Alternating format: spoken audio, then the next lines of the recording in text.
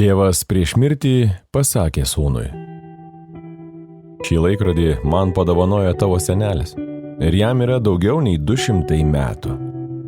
Bet prieš man tau jį perduodant, nueik į laikrodžių parduotuvę ir pasakyk, kad nori jį parduoti. Pažiūrėk, kokią tau pasiūlys kainą.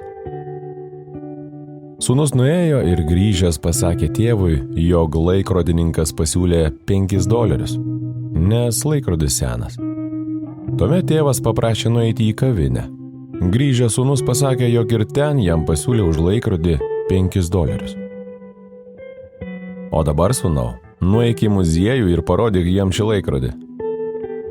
Sūnus nuėjo ir grįžęs pasakė, jog jam pasiūlė $1 milijoną.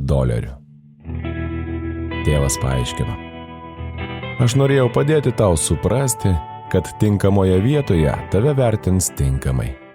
Nepyk, jei tavęs neįvertins tau netinkamoje vietoje, ir nebūk ten, kur tavo vertės nemato.